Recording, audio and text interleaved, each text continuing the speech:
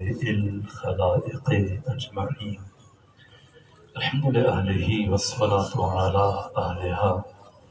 الصلاة والسلام على سيد الأنبياء والمرسلين العبد المؤيد الرسولنا المسدد المصطفى الأمجد الحبيب الأحمد النبي الأمي المكي المدني السراج المنير الكوكب الدري صاحب البقار والسكينة المدفون بأرض مدينة سيدنا ونبينا شفيع ذنوبنا طبيب قلوبنا وحبيب نفوسنا ومولانا أبي القاسم محمد المصطفى.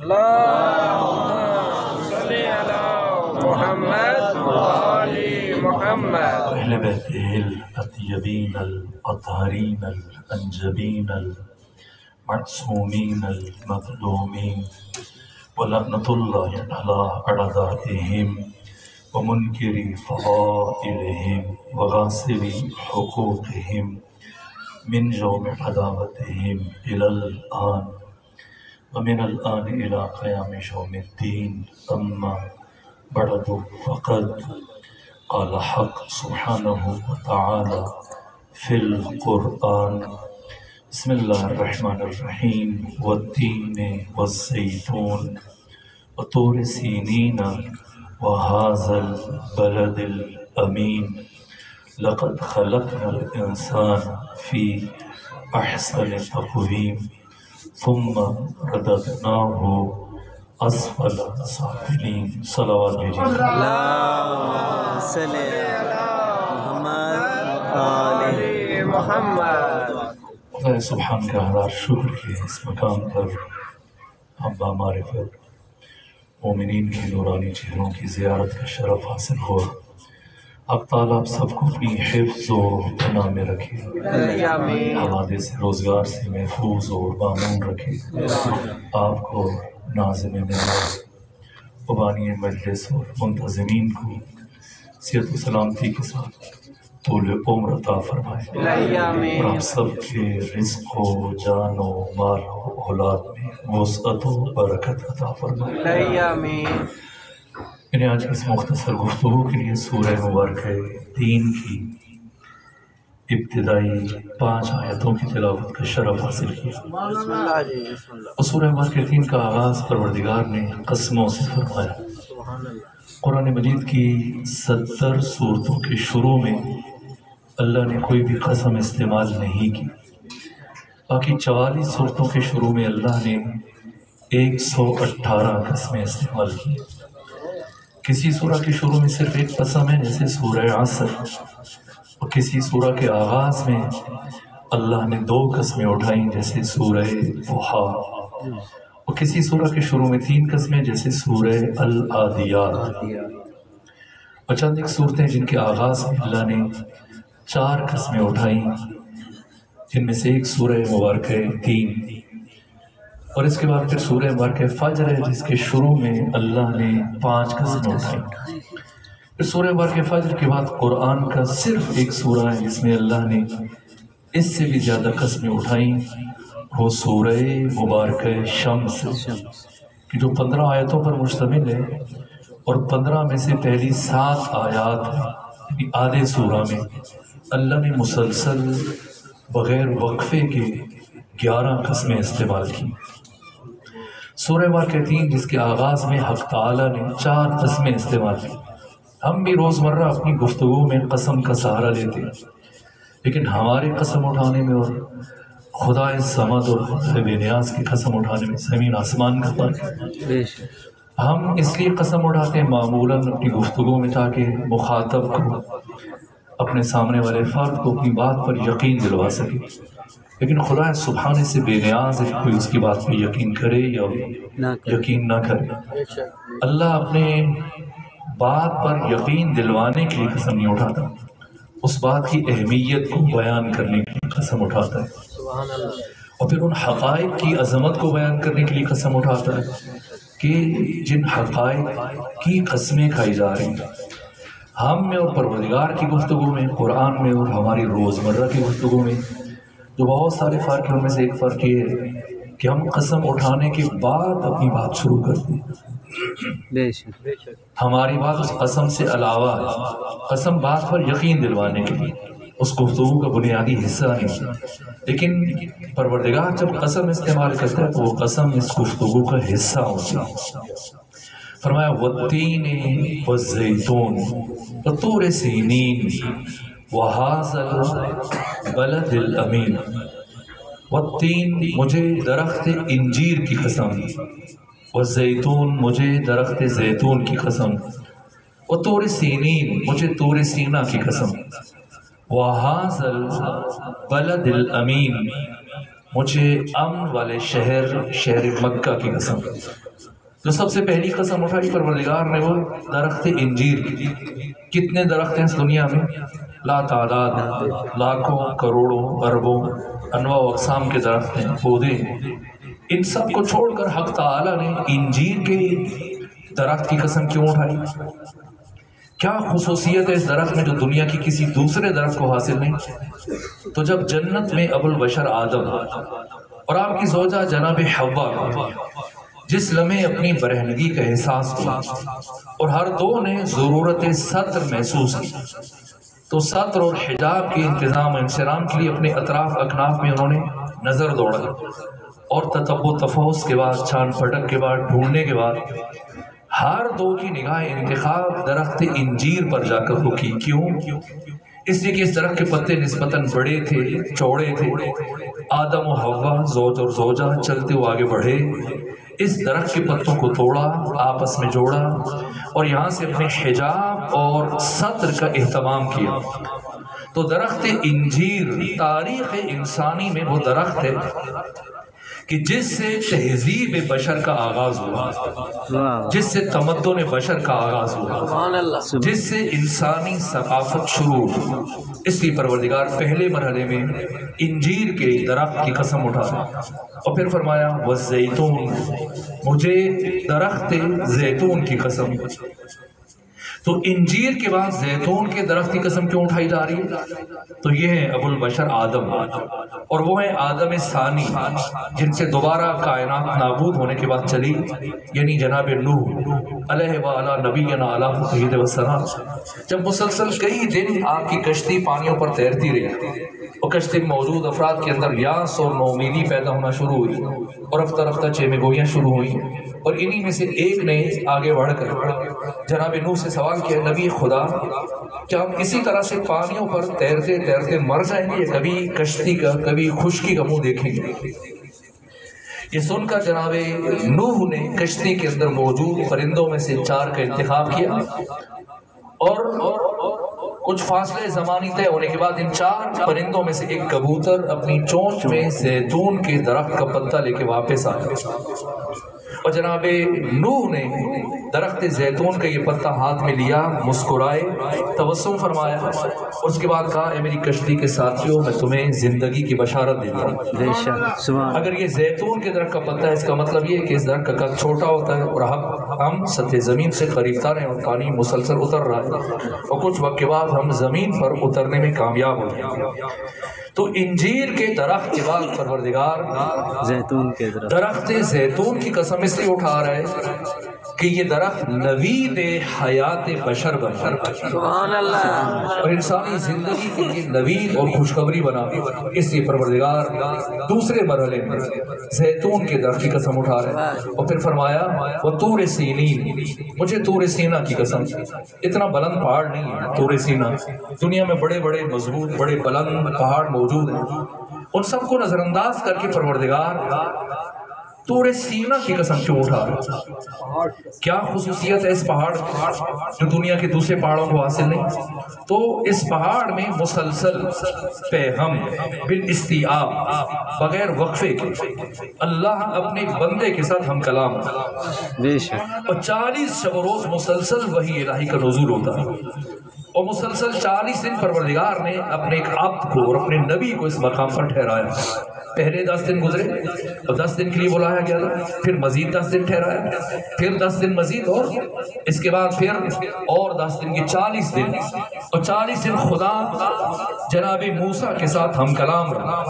تو اب مسلسل 40 دن وحی الہی کے نزول کے بعد اس سرزمین اتنی مقدس ہوئی اور اس درجہ پاکیزہ قرار پائی کہ اس کے بعد جب بھی موسیٰ اس مقام پر پہنچے تو خود خدا ارشاد فرماتا یا موسیٰ فخلعنا علیک انک بالوادی المقدس طویٰ، اے موسیٰ جوتے اتار دیجئے کہ آپ ایک مقدس وادی میں داخل ہو گئے۔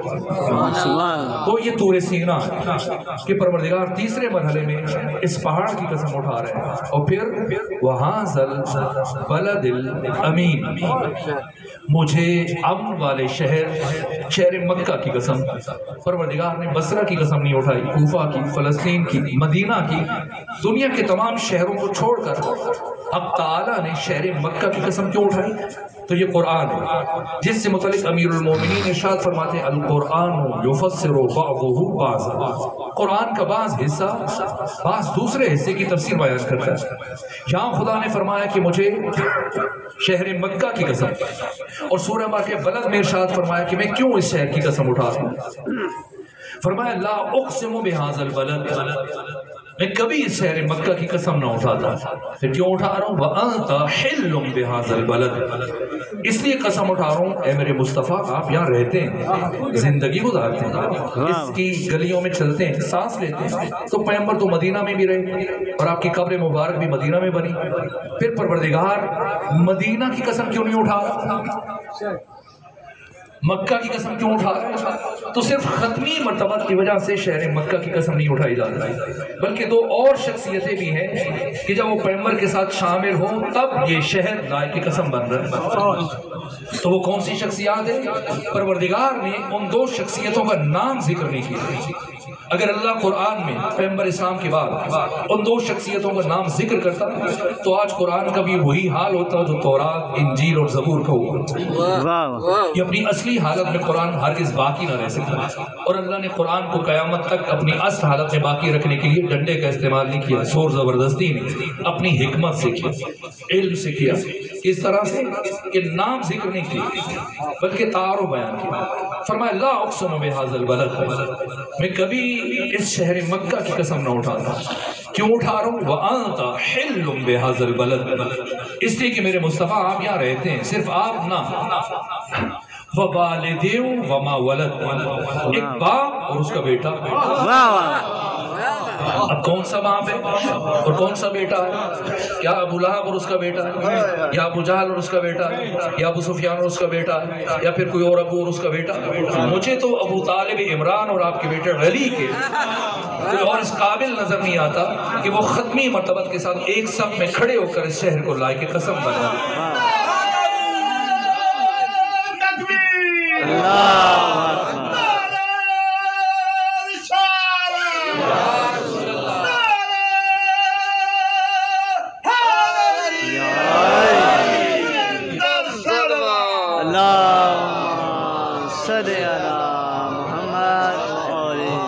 والزیتون وطور سینین وہذا البلد الامین۔ اور اب عرض کیا پہلے مرحلے میں کہ پروردگار نے ان چار کی قسم کیوں اٹھائی؟ درخت انجیر کی قسم، درخت زیتون کی قسم، طور سینا کی قسم، شہر مکہ کی قسم۔ صلوات بھیجیے خاندان کہ پروردگار نے انجیر کی قسم کیوں اٹھائی، زیتون کے درخت کی قسم کیوں اٹھائی، طور سینا کی قسم کیوں اٹھائی، شہر مکہ کی قسم کیوں اٹھائی؟ لیکن دوسری جانب ہمیں ان چار قسموں کے درمیان رب محسوس نہیں ہو رہا، اگرچہ ان چار کی قسموں کی جو حکمت میں نے اشارتاً آپ کی خدمت میں عرض کی، لیکن بظاہر ہمیں ان چار قسموں میں رب معلوم نہیں ہو۔ میں ایک بہت چھوٹا اور حقیر اور معمولی طالب علم، اگر میں آج آپ کی خدمت میں اور ایک گفتگو آج کر کے چلا جاؤں اس میں رب نہ ہو، تسلسل نہ گفتگو میں، تو بعد میں ممکن ہے کہ آپ کے ذہن میں خیال ہے اظہار نہ بھی کریں تب بھی، کیونکہ مجلس میں تو چلے گئے تھے لیکن بے ربط گفتگو تھی، تسلسل نہیں. تو آپ ایک معمولی طالب علم کی گفتگو میں بھی ربط اور تسلسل تلاش کرتے بے شک تو وہ قرآن کے جو خدا حکیم کا کلام ہے کہ جو فصاحت و بلاغت کی معراج ہے تو کتنا ربط ہونا چاہیے.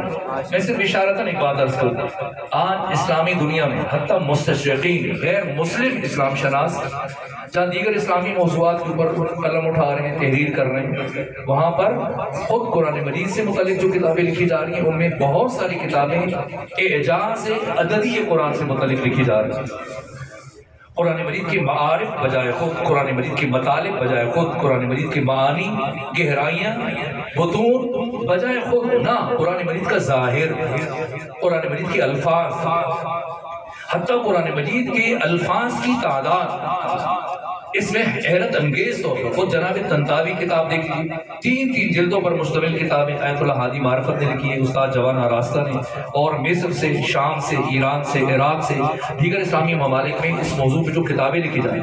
میں نمونے کے طور پہ 2 سے 3 جملے عرض کروں پھر آگے بڑھوں گا. آپ بتائیے کہ لفظ دنیا قرآن مجید میں کتنی مرتبہ استعمال ہوا؟ گنے اگر یہ ڈیجیٹل بٹیرا آپ کی جیبوں موجود ہے، اگر بعد میں جا کے آپ سرچ کرنا چاہیں تو گن لیجیے لفظ دنیا کتنی مرتبہ استعمال ہوا قرآن میں؟ 115 مرتبہ. اب جا کے گنیے گا کہ آخرت کتنی دفعہ استعمال ہوا ہے.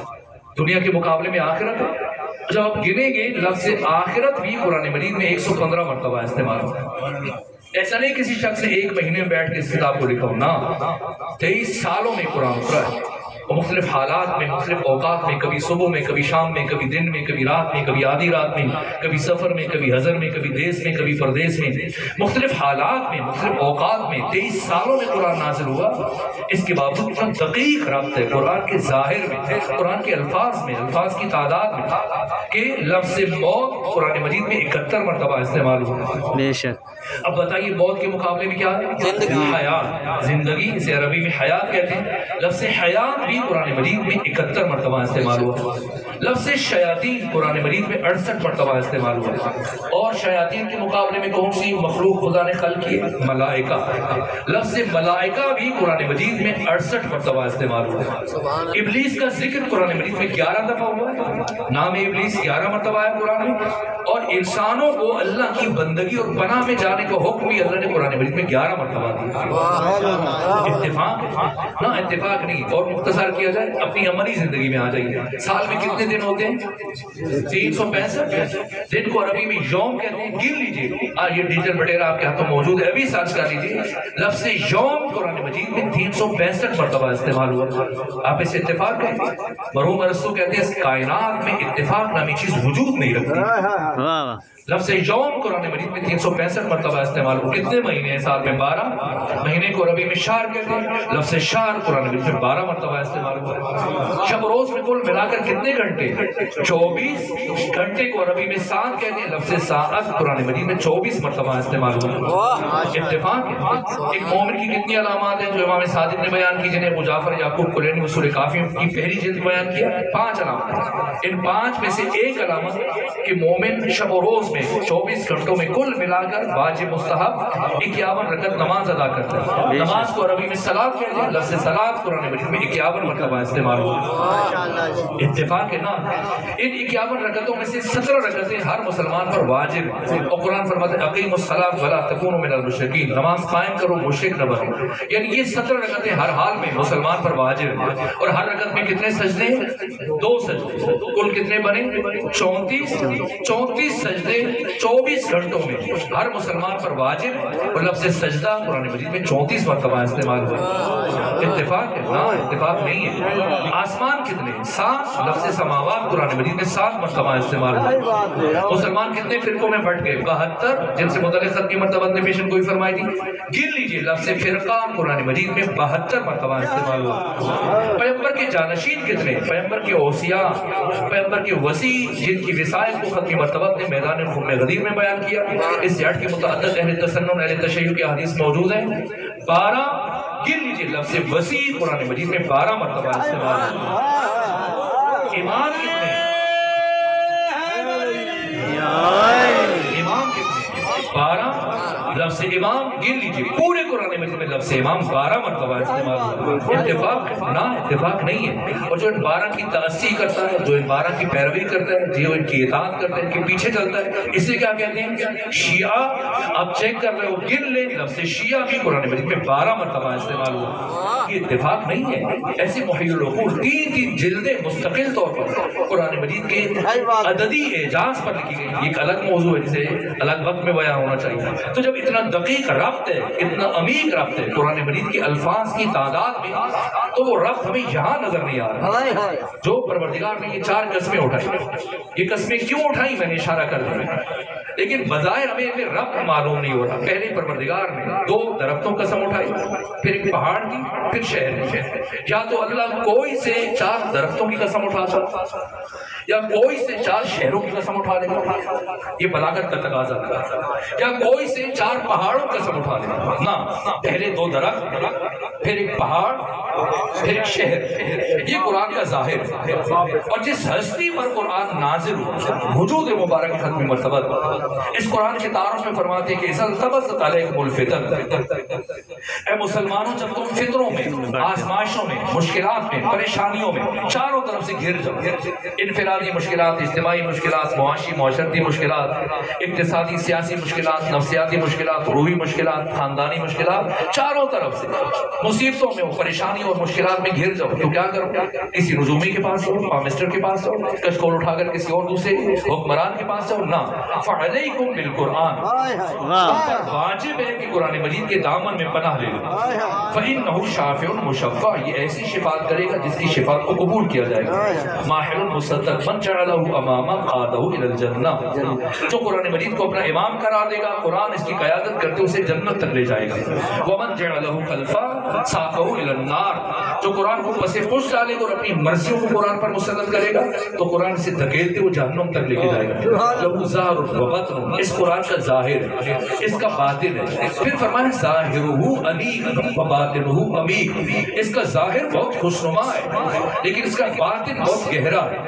اگر ظاہر تک رکے گے تو شاید ربط معلوم نہیں کر سکے گا. لا محالہ اس ربط اور تسلسل کو سمجھنے کے لیے ناگزیر ہے کہ ہم ظاہر سے باطن کی طرف سفر آگے کریں. اس لیے میں اشارتاً بس ایک جملہ عرض کر کے آگے بڑھ جاؤں، تفصیل کسی اور موقع پر. بظاہر پروردگار درخت انجیر کی قسم اٹھا رہے ہیں، لیکن بباطن پروردگار عہد آدم کو بیان کر رہا ہے. بظاہر پروردگار درخت زیتون کی قسم اٹھا رہے ہیں، لیکن بباطن پروردگار عہد جناب نوح کو بیان کر رہا ہے. بظاہر پروردگار طور سینا کی قسم اٹھا رہے ہیں، لیکن بباطن پروردگار عہد موسیٰ کی قسم اٹھا رہے ہیں. بظاہر پروردگار شہر مکہ کی قسم اٹھا رہے ہیں، لیکن بباطن پروردگار عہد ختم مرتبہ کی قسم اٹھا رہے ہیں. اور ان 4 قسموں میں حق تعالی نے 1,24,000 انبیاء کی زندگیوں کو سمیٹا اور خلاصہ کیا اور پھر اسے تمہید قرار دیا. ایسا نہیں کہ قسمیں اٹھانے کے بعد بات شروع کی جائے، نہ، جب قسمیں اٹھائی گئی تو حق تعالی نے بات شروع کر دی. اور پھر خدا ان انبیاء کے بھیجے جانے کے مقصد کو بیان کرتے ہوئے فرماتا ہے لقد خلقنا الانسان فی احسن تقویم. مجھے 3 کی قسم، زیتون کی قسم، طور سینا کی قسم اور بلد حاضر امین کی قسم، میں نے اس انسان کو احسن تقویم میں خلق کیا. احسن تقویم کا اگر میں آسان ترجمہ عرض کروں تو ہم اس انسان کو جتنا خوبصورت بنا سکتے تھے بنایا. یہ احسن تقویم کا مطلب ہے. اور پھر کیا فرمایا؟ ثم رددناہ اسفل سافلین، تاکہ آپ ڈکشنریوں میں دیکھیے گا اسفل سافلین یعنی انتہائی پستی، جس کے بعد پھر مزید پستی کا تصور نہ کیا جا سکے، مزید گراوٹ کا تصور نہ کیا جا سکے. ہم اس انسان کو جتنا خوبصورت بنا سکتے تھے بنایا، اور پھر اسے جتنا نیچے لا سکتے تھے لایا، جتنا نیچے گرا سکتے تھے گرایا. نعوذ باللہ خاکم بدان، دست سے ادب جوڑ کر بارگاہ اہلیت میں عرض کرتے ہیں نعوذ باللہ. کیا یہ تخلیق انسان کے ساتھ مذاق نہیں؟ کہ ہم اس انسان کو جتنا خوبصورت بنا سکتے تھے بنایا، اور پھر جتنا نیچے گرا سکتے تھے گرایا۔ مثلا فرض کر لیں آج یہ بچے جو موبائل سیل اس کو وہ شوق سے استعمال کرتے ہو، خواہش ہوتی ہے فلاں کمپنی کا ایک موبائل سیل مل جائے، اس کی کوئی عزیز اگر باہر ہو یا خود وہ رقم جمع کرے اور اپنا جیب خرچ جمع کرتے کرتے پھر 2-4 لاکھ 5 لاکھ 6 لاکھ کرے موبائل سیل لے کے آئے، یا اس کے چچا تایا ماموں کوئی بڑے عزیز اس کے لیے موبائل سیل لے کے آئے، اور جیسے اس کے ہاتھ میں دے تو اٹھا کر کسی خرابے میں، کسی ویرانے میں، کسی کچرے میں پھینک دیں، تو بتائیں ہم اس کے بارے میں کیا خیال کریں؟ اب بتائیے پروردگار فرما رہے کہ ہم اس انسان کو جتنا خوبصورت بنا سکتے تھے بنایا، اور پھر جتنا نیچے لے جا سکتے تھے لے کر گئے۔ احسن تقویم نے خلق کیا اور پھر کہاں رکھا؟ اسفل السافلین۔ تب سمجھنا کہ احسن تقویم سے مراد کیا، احسن تقویم کہہ کے پروردگار کیا بیان کر رہا ہے۔ دیکھیں یہ جو آیت ہے اس کا لب و لہجہ لقد خلقنا الانسان فی احسن تقویم، بالکل یہی لب و لہجہ ایک اور آیت ہے، لقد خلقنا الانسان من سلالۃ من طین، کہ ہم نے انسان کو بنایا، ہم نے انسان کو خلق کیا کس چیز سے؟ مٹی سے، طین سے نہیں، آدم کو، ابو البشر آدم، تمام انسانوں کے باپ آدم کو اللہ نے مٹی سے بنایا، لیکن جب اولاد آدم کی تخلیق کی باری آئی تو نہیں فرمایا کہ ہم نے انسان کو مٹی سے بنایا، نہ فرمایا لقد خلقنا الانسان من سلالۃ من طین، آدم کو بنایا طین سے، اولاد آدم کو بنایا سلالۃ من طین سے، اللہ نے آدم کو مٹی سے بنایا۔ اور کیسے مولا متقیان نے نہج البلاغہ پہلے خطبے میں بیان کیا کہاں کہاں سے خدا نے مٹی لی، کن کن مراحل سے گزارا، اور پھر جب آدم کا پتلا تیار کر دیا گیا اور جیسے ہی خدا نے آدم کے پتلے روح پھونکی تو ایک مرتبہ تمام فرشتوں سے فرمایا کہ آدم کو سجدہ کر۔ یہ قرآن ہے۔ آپ کے ذہنوں میں شاید یہ سوال پیدا ہو اور سوچا ہو کہ آدم تو ابھی ابھی خلق ہوئے، فرشتوں کے سامنے آدم کو خلق کیا گیا، اور ملائکہ کو اللہ نے آدم کی تخلیق سے 14,000 نوری سال پہلے خلق فرمایا۔ بے شک۔ تو پھر آدم کو جب پروردگار نے خلق کیا فرشتوں کے سامنے تو آدم سے کہنا چاہیے تھا کہ تم فرشتوں کو سجدہ کرو، لیکن نہ، فرشتوں سے کہا کہ تم آدم کو سجدہ کرو۔ وہ فرشتے جن کی عبادت کو مولا متقیان نے نہج البلاغہ کے پہلے خطبے میں بیان کیا کہ جو فرشتہ حالت رکوع میں خلق ہوا 14,000 نوری سال مسلسل تخلیق آدم سے پہلے، وہ اسی طرح رکوع کی حالت میں اللہ کی تسبیح کرتا ہے۔ نوری سال، شمسی سال مراد نہیں ہے 365 دن، قمری سال 8-10 دن کم کر لینا، نوری سال۔ اگر نوری سال کی کوئی مساحت جاننا چاہتے ہیں تو آئنسٹائن نے جو اس مادی دنیا میں نور کی مساحت بیان کی کہ نور میں کی رفتار کیا کہ 1 سیکنڈ میں چشم زدن میں پلک جھپکنے میں انسان 3 لاکھ کلومیٹر کا سفر طے کر سکتا ہے۔ یعنی اگر آپ راولپنڈی کے اس علاقے سے اٹھیں اور پوری دنیا کا چکر لگا کے واپس جہاں پہ آئیں، گورڑا موڑ، پھر دوبارہ جائیں، پھر واپس سیبارہ جائیں، پھر لوٹ کے 7 چکر لگائیں گے، کتنی دیر میں؟ 1 سیکنڈ میں۔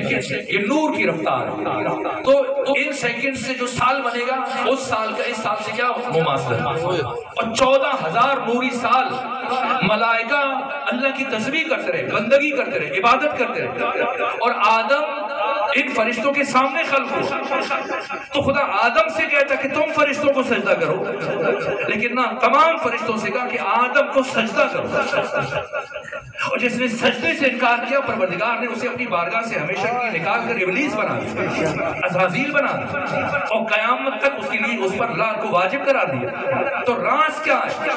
کیوں اللہ نے ملائکہ سے نہیں فرمایا کہ تم آدم کو سجدہ کرو؟ آدم کو کیوں نہیں فرمایا کہ ملائکہ کو سجدہ کرو؟ فرشتوں سے کیوں کہا کہ تم آدم کو سجدہ کرو؟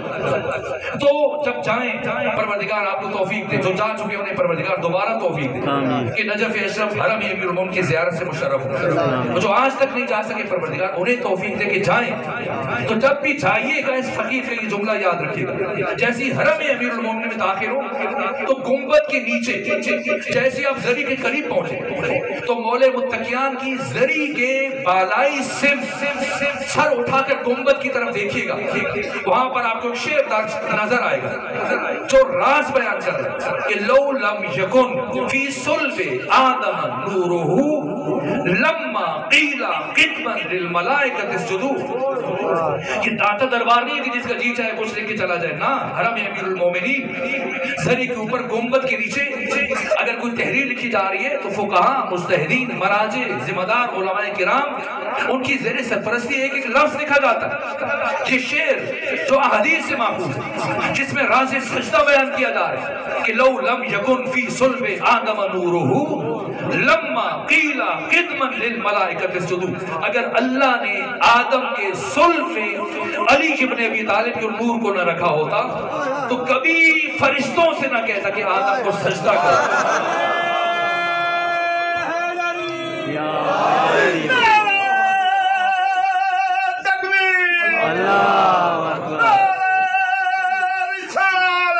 یا رسول اللہ،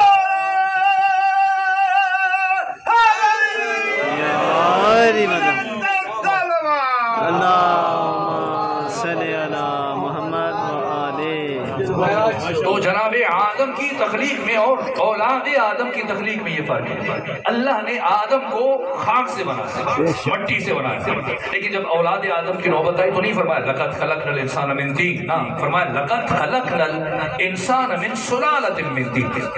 ہم نے انسان کو مٹی سے بنایا؟ نہ، ہم نے انسان کو مٹی کے سلالہ سے بنایا، مٹی کے رس سے بنایا، مٹی کے جوس سے بنایا، مٹی کے عرق سے بنایا۔ پروردگار کی مشینیں کہاں ہیں؟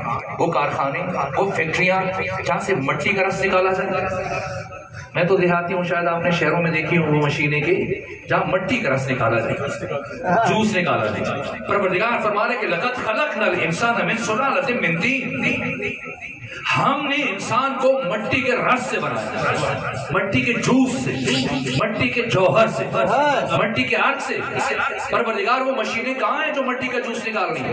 تو خدا فرمائے گا اپنے گھروں میں دیکھو، کھیتوں میں، باغات میں، یہ پودے اور درخت، یہ وہ مشینیں اور کارخانے جو مسلسل زمین سے مٹی کا رس کھینچ رہی ہیں، کشید کر رہی ہیں اور اس رس کو منتقل کرتی ہیں کہاں؟ دانے میں۔ یہ سنترا، یہ سیب، یہ ناشپاتی، یہ آم، آلو بخارا، یہ امرود، یہ تمام پھل، یہ غلے، یہ انار، یہ سب سلالۃ من طین۔ یہ پودا اور درخت زمین سے کھینچتا ہے اس رس کو اور دانے میں منتقل کرتا ہے، اور پھر اس سلالۃ من طین کو، اس دانے کو، اناج کو، اس پھل کو، اس غلے کو انسان کھاتا ہے۔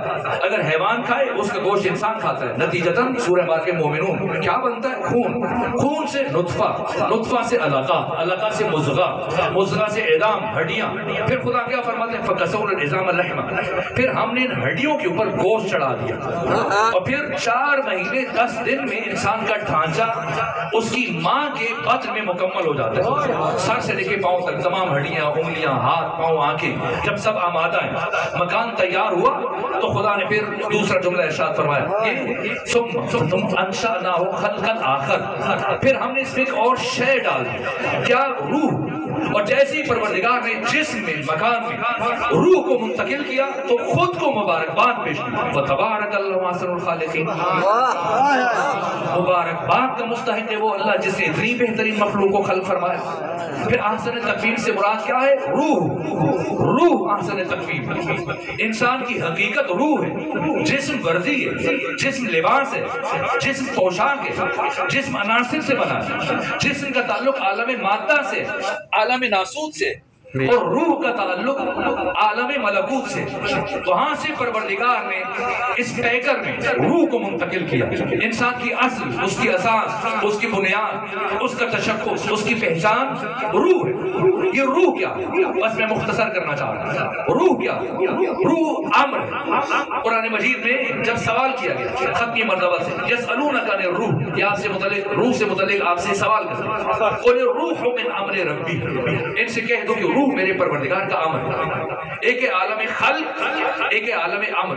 عالم امر جس کی مساحت معلوم نہ کی جا سکتی، جس کا وزن، طول، عرض، عمق، لمبائی، چوڑائی، گہرائی معلوم نہ کی جا سکتی۔ روح بسیط ہے، روح مجرد ہے، روح لطیف ہے۔ اس روح بسیط میں اللہ نے 5 جوہر رکھے، جوہر علم، جوہر بقا، جوہر ارتقاء، جوہر خوشبو، جوہر نور۔ اور یہ 5 چیزیں انسان کی کمال کی ضمانت ہے۔ اس روح کو پروردگار نے جسم میں بھیجا، عالم ملکوت سے اٹھا کر اس عالم ملک، اس پیکر بشری میں، کیوں؟ تاکہ اب تم دوبارہ اپنے ارادے اور اختیار سے میری دی ہوئی صلاحیت، استعداد اور اس تمام توانائیوں کے ذریعے سے تم پھر سے پستی سے بلندی کی طرف سفر کرو۔ اس سفر کا نام ہے کمال۔ کیا سمجھ میں آتی کہ پروردگار نے انبیاء کی قسمیں کیوں اٹھائی، ان انبیاء کے زمانوں کی قسمیں کیوں اٹھائی؟ فلسفہ ارسال رسول کو بیان کیا جاتا ہے کہ پروردگار نے اس روح کو آسمانوں سے، عالم ملکوت سے، بیت المعمور سے، آسمان چہاروں سے، عالم ملکوت اعلیٰ، عالم جبروت سے اس عالم ناسوت میں، اس پیکر میں کیوں منتقل کیا؟ تاکہ اب انسان خود اپنے ارادے سے ان پستیوں سے گزرتے ہوئے بلندیوں کا سفر شروع کرے۔ ہم قومی ترانے پڑھتے ہیں، رہبر ترقی و کمال، جو بزرگان ہیں وہ بھی سکول جاتے رہے ہوگے، کبھی پڑھا ہوگا، سنا ہوگا، بارہا جو ابو الحسن حفیظ جالندری نے ہمارا قومی ترانہ لکھا، رہبر ترقی و کمال۔ تو ہم سمجھتے تھے کہ شاید ترقی کمال ایک چیز ہے، نا، زمین آسمان کا فرق۔ ترقی حرکت افقی، کمال حرکت عمودی۔ جب ہم افق میں سفر کریں تو اسے ترقی کہتے ہیں۔ مثلا اگر پہلے کسی کے پاس سائیکل ہے اور پھر وہ موٹر سائیکل لے لے تو یہ ترقی، اور وہ اس کے بعد اگر گاڑی خرید لے تو یہ ترقی کر رہے ہیں۔ وہ پہلے چھوٹی گاڑی تھی، بڑی گاڑی لے لے اور تعداد بڑھنا شروع ہو جائے، 2 3 4 5 7، ایک مکان ہے پھر بڑا مکان لے لے، پھر 2 3 مکان لے لے، بینک بیلنس میں اضافہ ہونا شروع ہو جائے، درہم دینار بڑھنے لگے، سونے چاندی کے انبار اور عہدے میں اضافہ ہونا شروع ہو جائے۔ پہلے کلرک تھا، منشی تھا، پھر مثلاً وہ آئی جی بن گیا، اور پھر چیف منسٹر بن گیا، پرائم منسٹر بن گیا، پریزیڈنٹ بن گیا۔ یہ کیا ہے؟ یہ ترقی۔ ترقی کا انسان کی انسانیت سے کوئی تعلق نہیں۔ اللہ نے کسی ایک نبی کو بھی بشر کو مترقی بنانے کے لیے نہیں بھیجا۔ انسان ترقی کرے تب بھی انسان ہے، ترقی نہ کرے تب بھی انسان ہے۔ وہ جو بڑے بڑے گھروں میں زندگی گزار رہے ہیں وہ بھی انسان ہے، جو غار کے اندر زندگی گزار رہے ہیں وہ بھی انسان ہے، جو پیدل سفر کر رہے ہیں وہ بھی انسان ہے، جو بڑی بڑی گاڑیوں میں سفر کرتا ہے وہ بھی انسان ہے۔ ترقی کا براہ راست انسان کی انسانیت سے کوئی تعلق نہیں۔ اللہ نے ہمیں انسانوں ترقی کے لیے خلق نہیں کیا، کمال کے لیے خلق کیا۔ کمال حرکت عمودی ہے، جب انسان پستی سے بلندی کی طرف سفر شروع کرے۔ کمال کیا ہے؟ جب انسان کے علم میں، اس کی معرفت میں، اس کی بصیرت میں، اس کی عفت میں، اس کی حیا میں، اس کی استقامت میں، اس کی شجاعت میں، اس کی عدالت میں، اس کی بصیرت میں، اس کی آگاہی میں، اس کے شعور میں، اس کے تقوی میں، اخلاق پسندیدہ میں، صفات حسنہ میں اضافہ ہوتا ہے۔ یہ کمال ہے۔ اگر میں آسان کروں اور ایک جملے میں اپنی گفتگو کو سمیٹوں اور نتیجہ عرض کروں تو وہ یہ ہے کہ اللہ نے، یہ روح قرآن، یہ اتنا وزنی جملہ ہے کہ 1400 سالوں میں جو سب سے بہترین تفسیر لکھی گئی المیزان، علامہ محمد حسین طباطبائی نے تحریر کی، اس میں اس جملے کو کئی مرتبہ تکرار کیا، اور وہ یہ کہ اللہ نے ہمیں انسان پیدا نہیں کیا، پروردگار نے ہمیں انسان پیدا نہیں کیا، بلکہ اللہ نے ہمیں انسان بننے کے لیے پیدا کیا۔ کیا فرق ہے ہم میں اور محمد و آل محمد میں؟ یہ فرق ہے کہ اللہ نے ہمیں انسان بننے کے لیے پیدا کیا، ان 14 کو ہمیں انسان بنانے کے لیے بھیجا ہے۔ یہ 14 انسانیت کے معلم ہیں، یہ 14 انسانیت کے لیے مرشد ہیں، یہ انسانوں کو باکمال بنانے کے لیے۔ یہ فلسفہ ارسال رسول ہے۔ اب خدا فرما رہے والتین والزیتون وطور سینین وہذا البلد الامین لقد خلقنا الانسان فی احسن تقویم، یعنی روح، پھر ثم رددناہ اسفل سافلین، یعنی اس روح کو لا کے جسم میں رکھا تاکہ اپنے ارادے سے یہ پرواز کرے، اور اب اس کی رہنمائی کرنے کے لیے پروردگار نے 14 کو بھیجا تاکہ پستیوں سے اٹھائیں اور اس بلندی تک لے کے جائیں۔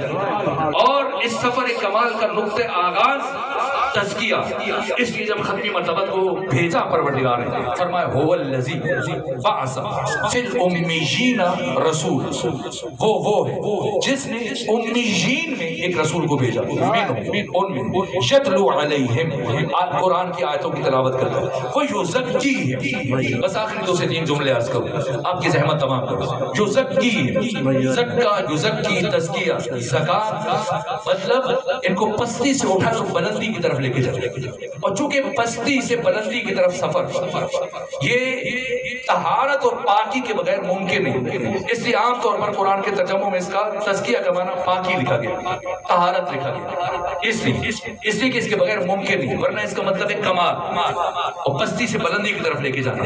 اور پاکی اور طہارت کا نقطہ آغاز لقمہ حلال. بس میں گفتگو سمیٹوں.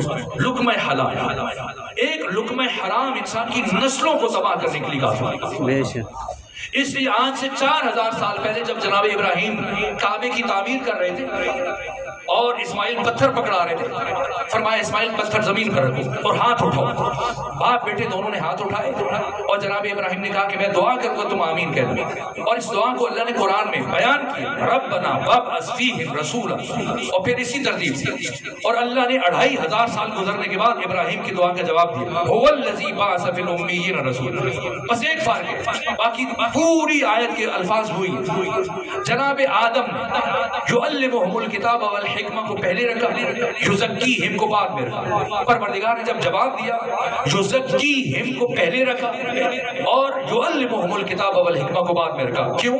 علی فرماتے ہیں کہ علم کمینے کی کمینگی میں اور شریف کی شرافت میں اضافہ کرتا ہے. علم کے حصول سے پہلے طہارت روح شرط ہے، تزکیہ شرط ہے، اور تزکیہ کا نقطہ آغاز لقمہ حلال ہے.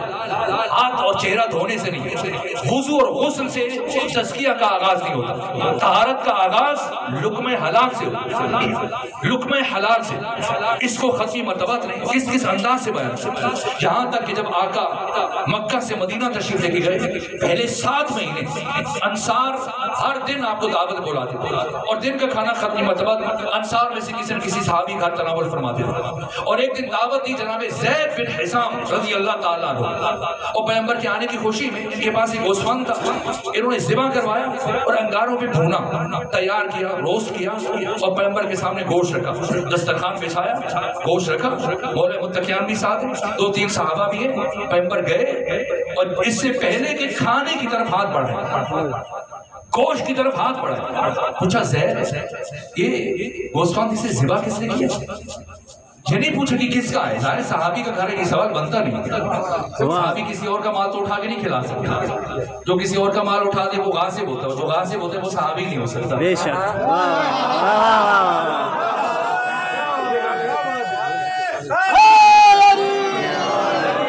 اس لیے یہ نہیں فرمایا کہ کس کا ہے. صحابی کے گھر میں بیٹھ کر یہ سوال بنتا نہیں.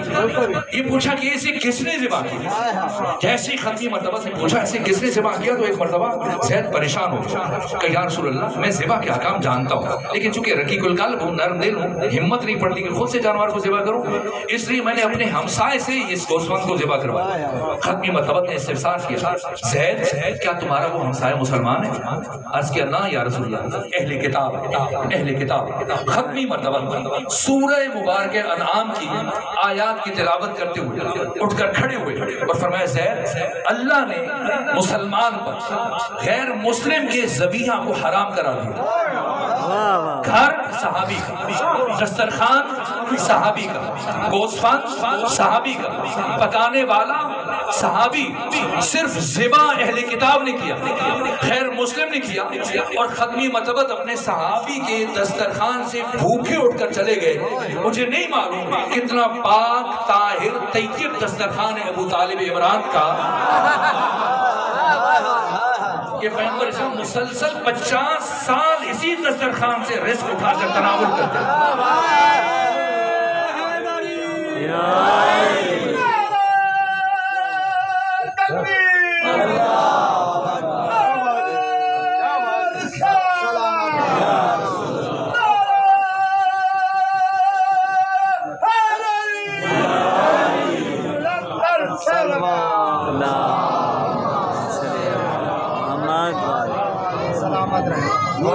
ہم انسان پیدا نہیں بلکہ ہم انسان بننے کے لیے پیدا ہوئے اور اللہ نے ان ہستیوں کو ہمیں انسان بنانے کے لیے بھیجا. اور وہ زمین پر سب سے بڑی پروردگار کی نعمت جو مولا متقیان نے فرمایا کہ اللہ نے انسانوں پر جو سب سے بڑا احسان فرمایا وہ اپنے محبوب ختمی مرتبات کو انسانوں کے درمیان ہادی بنا کے بھیجا، راہبر بنا کے بھیجا، تاکہ آقا بشر کو پستیوں سے اٹھا کر اس بلندی تک لے کے جائے۔ اور اس سفر میں جیسے کمال کہا جاتا ہے، پستی سے بلندی کا سفر، سب سے پہلے تزکیہ، پھر علم، معرفت کے بغیر یہ سفر ممکن نہیں کہ طے ہو سکے۔ پہلے مرحلے میں تزکیہ، پھر علم اور معرفت، اور علم اور معرفت کی اسلام میں کیا اہمیت ہے؟ پیغمبر مسجد نبی میں داخل ہوا، دیکھا دو گروہ، ایک گروہ نماز پڑھ رہا ہے، مناجات میں مصروف ہے، نوافل کی ادائیگی میں مصروف ہے، اور دوسرا گروہ دائرہ بنا کر علمی گفتگو اور مباحثے میں مصروف ہے۔ پیغمبر نے دونوں کو دیکھا اور مسکرائے، فرمایا دونوں خیر پر ہیں، لیکن میں پہلے گروہ میں نہیں بیٹھوں گا بلکہ دوسرے گروہ میں بیٹھوں گا۔ کیوں؟ اس لیے کہ مجھے لوگوں کو عالم بنانے کے لیے بھیجا، لوگوں کو باشعور بنانے کے لیے بھیجا۔ تو ختمی مرتبہ ہمیں عالم دیکھنا چاہتے ہیں، تزکیہ کی بات علم، اور پھر تیسرے مرحلے میں عقل، تعقل، تفکر۔ پیغمبر اسلام کی عجیب حدیث ہے، آقا فرماتے ہیں خدا نہ کرے کسی انسان کا علم اس کی عقل سے زیادہ ہو جائے، یہ دوسروں کے لیے پرابلمز کریٹر بن جاتا ہے، دوسروں کے لیے مشکلات پیدا کرتا ہے۔ مدرسے میں گیا، صرف سیکھ لی، نحو سیکھ لی، منطق سیکھ لی، فقہ سیکھ لی، اصول سیکھ لی، رجال اور حدیث اور باقی چیزیں پڑھ لی، لیکن تدبر نہیں ہے، تعقل نہیں، تفکر نہیں ہے، دوسروں کے لیے پریشانیاں پیدا کرے گا، دوسروں کی مصیبتیں کھڑی کرے گا، دوسروں کو الجھائے گا، دوسروں کو بند گلی میں لے جائے گا، دوسروں کو جا کے گڑھے میں گرائے گا۔ اس لیے تعقل شرع۔ پیغمبر اسلام فرماتے ہیں کہ فکر الساعۃ افضل من عبادت 70 سنہ، ایک لمحے کی فکر عابد کی 70 سال کی عبادت سے افضل ہے۔ اس لیے قرآن پڑھا زیادہ جائے لیکن سمجھا نہ جائے، اس کی حیثیت اور ہے، پڑھا تھوڑا جائے لیکن سمجھا جائے، اس کی حیثیت الگ ہے۔ میں وقت نہیں اس متعلق تفصیل سے کچھ چیزیں عرض کرتا، لیکن بس اب گفتگو سمیٹوں۔ پیغمبر ہمیں تزکیہ دیکھنا چاہتے ہیں، عالم دیکھنا چاہتے ہیں، عاقل دیکھنا چاہتے ہیں، اور چوتھے مرحلے میں با اخلاق دیکھنا چاہتے ہیں۔ یہ بات بہت اہم، با اخلاق۔ اسلام دین علم ہے، دین معرفت ہے، دین حکمت ہے، دین بصیرت ہے، دین آگاہی، دین شعور ہے، لیکن اسلام اپنے علم پر نہیں پھیلا۔ اسلام اگر پھیلا ہے تو اخلاق مصطفیٰ اور کردار مصطفیٰ کی نتیجہ۔ اچھی روایت میں آپ کی خدمت میں آج مسلمانوں میں آپ دیکھ لیں جو عدم برداشت کی کیفیت، چھوٹی سی بات پر دوسروں کو قتل کرنے کے لیے آمادہ ہو جاتی ہے۔ یہ میں پوری ذمہ دار سے عرض کروں، سنی شیعہ کی جو حدیث کی کتابیں اور تاریخ اور سیرت کی کتابیں، بنیادی منابع میں نے اس روایت کو دیکھا کہ پیغمبر مسجد نبوی میں تشریف فرما، ایسا نہیں کہ گھر میں ہو، کسی گلی میں ہو، کسی اور باہر صحرا میں ہو، نہ، مسجد نبوی میں ہزاروں صحابہ بیٹھے اور ایک عرب بدو آیا پیغمبر کے سامنے، خود کو نیم اور یہاں کیا اور اتنی بڑی جسارت کی، گستاخی کی کہ صحن مسجد کو نجس کر دیا، پیشاب کر دیا۔ صحابہ کو غصہ آیا اور پیغمبر کی طرف دیکھ رہے کہ اب کیا حکم جاری فرما دیا، تو آقا نے سکوت کا اشارہ کیا، اور اس کے بعد جب وہ یہ حرکت کر چکا تو پیغمبر کی طرف دیکھ رہا ہے کہ اب آپ کا ریئیکشن کیا ہوگا، آپ کا عکس العمل کیا ہوگا۔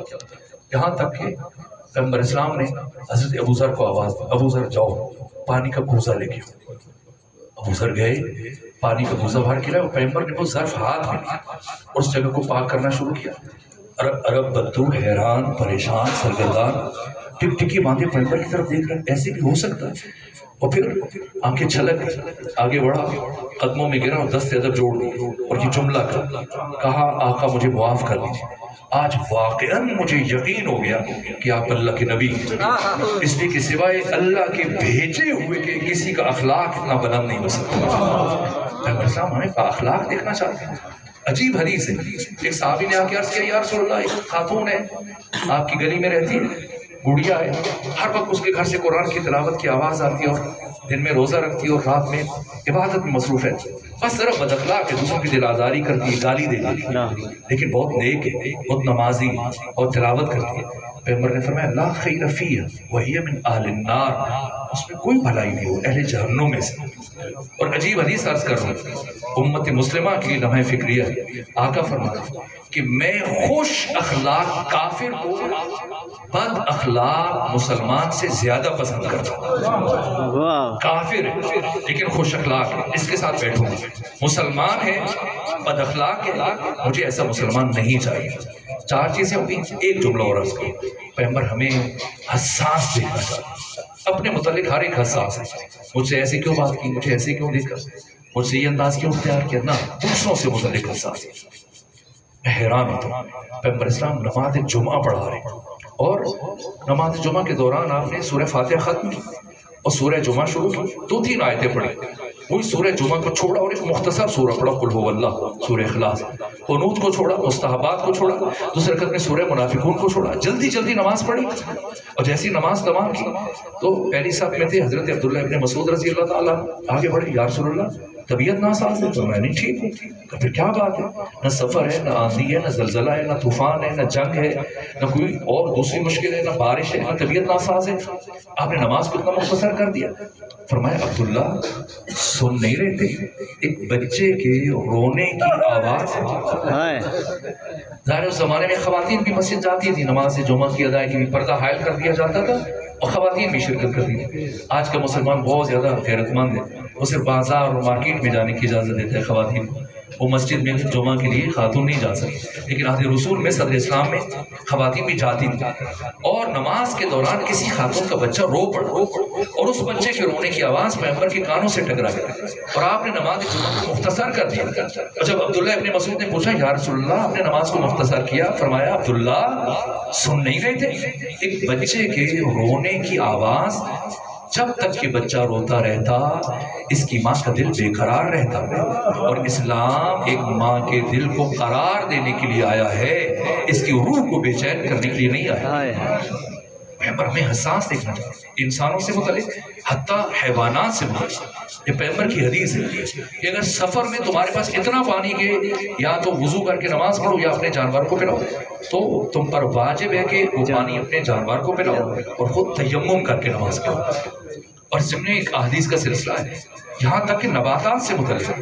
پیغمبر اسلام ایک کھیتوں کے درمیان پگ ڈنڈی ہے، اس سے راستے چھوٹا راستہ ہوتا ہے کھیتوں کے بیچ میں، گزر رہے ایک صحابی ہے آپ کے ساتھ، تو اس صحابی نے خیالی میں چلتے چلتے کسی درخت کا پتا توڑ دیا اور توڑ کے مسل کے پھینک دیا اور پیغمبر کے بڑھتے ہوئے قدم رک گئے۔ صحابی نے پوچھا حضرت کیوں رکے؟ فرمایا آپ نے کیا کیا؟ میں نے تو کچھ نہیں کیا، میں سوچو کچھ تو کیا ہے۔ صحابی نے عرض کیا یا رسول اللہ صرف ایک پتا توڑا اور تو کچھ نہیں کیا۔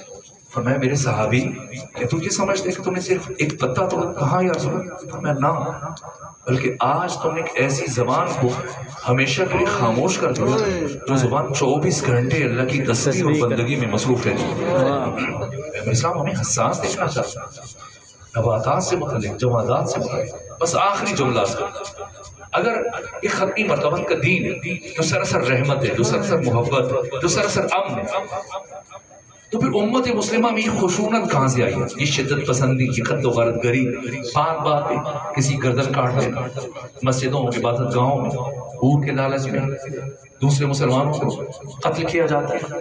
یہ دہشت گردی، یہ جنون، یہ شدت پسندی، یہ تباہش، یہ حیوانیت، یہ درندگی، یہ اسلام کے حسین ماتھے پر کلنک کا سیاہ ٹیکا کس نے لگا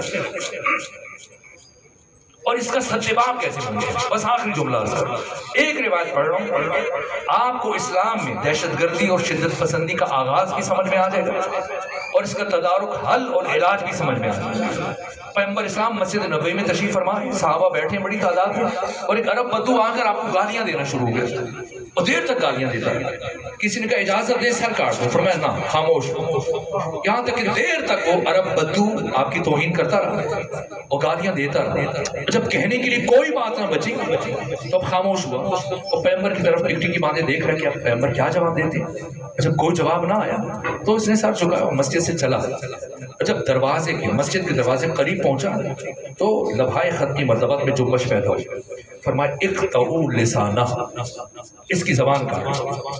ایک تلوار نیام سے نکلی جو بہت کم نکلتی ہے، پوری تاریخ اسلامی میں اس تلوار سے کوئی کافر قتل نہیں ہوا، لیکن جیسے آج پیغمبر نے فرمایا کہ اقطعوا لسانہ، اس کی زبان کاٹ دو، تو وہ نیام سے باہر وہ شخص دوڑا، مسجد کے دروازے پہنچا وہ قتل کرنے لگا۔ جیسی تلوار چلانے لگا تو سامنے سے علی ابن ابی طالب تشریف لا گئے۔ فرمایا رکو، ٹھہرو، کیا ہوا؟ کہا کہ پیغمبر نے فرمایا اس کی زبان کاٹ دو۔ تب پیغمبر نے کیوں فرمایا؟ اس شخص نے سارا وقوع بیان کیا، کہا اور کچھ کہا کہ نہیں، بس یہی کہا۔ اچھا تم پیچھے ہٹو، میں دیکھتا ہوں۔ बातिल नाखास्ता। वो शख्स पीछे हटा, हजरत आगे बढ़े और बगौर उस शख्स के चेहरे की तरफ देखा। आंखें धसी, चेहरे का रंग जर्द, कपड़े मैले और होंठ खुश।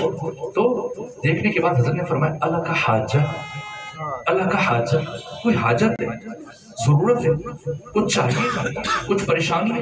कहा हाँ, इसीलिए तो मुझे दुख है। ये शख्स कहता है मैं अल्लाह का नबी हूँ, खुद आसाइशों में और आराम में जिंदगी गुजार रहे हैं और मेरे घर में फक्र फाकर। फरमाया ना, ऐसा नहीं है जैसे तू समझ रहा है।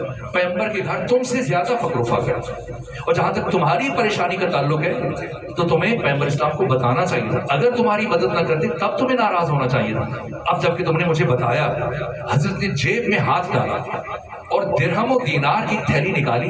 फरमाया ले जाओ, तो सुनो, ये मेरी तरफ से नहीं, मेरे सरदार, मेरे आका और मौला मोहम्मद मुस्तफ़ा की तरफ से। इस शख्स को थैली दी और जैसे इसकी परेशानी दूर हुई और इसको दिरहम और दीनार की थैली अता हुई, तो ये पैगंबर इस्लाम की तारीफें करता हुआ चल पड़ा कि मैंने कितना गलत सोचा था, मैंने कितनी बदगुमानी का मुजाहरा किया।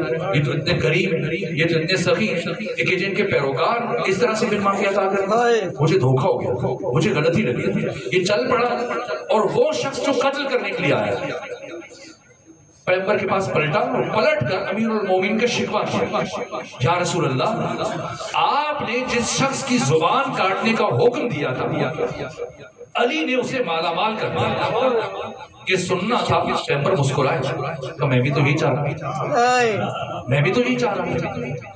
उसने कहा या रसूल अल्लाह, आपने तो कहा था उसकी ज़बान काट दो। अली ने ज़बान काट दी। कहा कैसे? कहा ऐसे कि जब तक ये शख्स जिंदा रहेगा कभी दोबारा मेरी मुखालफत नहीं करेगा।